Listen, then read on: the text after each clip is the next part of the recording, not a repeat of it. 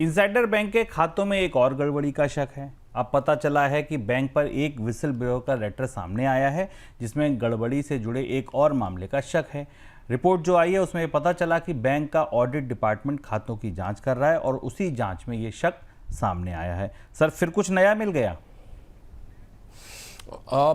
IndusInd bank के भीतर क्या है, और मुझे लगता है कि जिस तरीके के मामले निकल रहे हैं उसके बाद इस बैंक पर ट्रस्ट या भरोसा बेहद मुश्किल है और इसे और ज़्यादा गहरे पड़ताल की ज़रूरत है, ऐसा दिखता है। क्योंकि ऑडिट की तरफ से जो नई जानकारी निकल कर आई वो और भी चौंकाने वाली है कि बैंक के खाते में डेरिवेटिव्स में दिक्कत थी, माइक्रो फाइनेंस और बाकी खातों में दिक्कत थी। अब ये माना जा रहा है कि बैंक ने अपने अदर एसेट्स और अदर लायबिलिटी की अकाउंटिंग भी गलत तरीके से की है और इसमें बैंक के बहुत सारे एक्सपेंसेस और एंट्रीज मैच नहीं कर रहे हैं, जो कि बैंकिंग उद्योग के लिए बहुत गंभीर और संवेदनशील मामला है। और ये मामला अब निकल कर आया है जिसमें कि बैंक के सीनियर मैनेजमेंट को कुछ समय पहले चिट्ठियां भी मिली थी इसे लेकर, लेकिन अब ये लगातार तीसरा मामला है जो इंडसइंड बैंक की वित्तीय पारदर्शिता पर गहरे सवाल उठाता है और नियामकों को इस बात के लिए उत्तरदायी होना चाहिए कि बैंकों के भीतर ये क्या चल रहा है ये पता रहे। क्योंकि हम जैसा बार बार होता है कि जब एक बैंक में एक खास किस्म की बीमारी पाई जाती है तो इस बात की पूरी आशंका होती है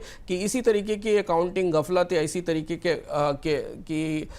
के फर्जीवाड़े अन्य बैंकों में भी हो रहे होंगे।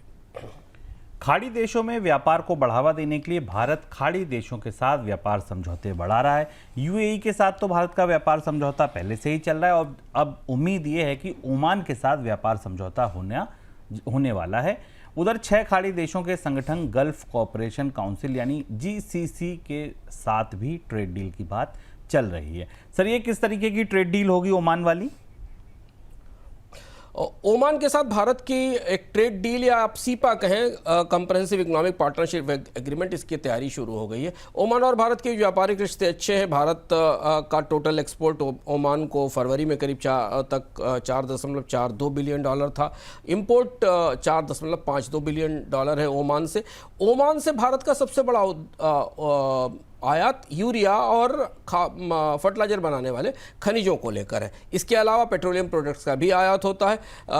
भारत पॉलीप्रोपिलीन, पेटकोक, जिप्सम, कुछ केमिकल और आयरन स्टील का इंपोर्ट भी करता है, जबकि भारत किससे केमिकल्स, लाइट्स, स्ट्रक्चरल सामान, एल्युमिनियम ऑक्साइड, राइस, चावल, एयरक्राफ्ट, सनग्लासेस और खाद्य उत्पादों का निर्यात किया जाता है।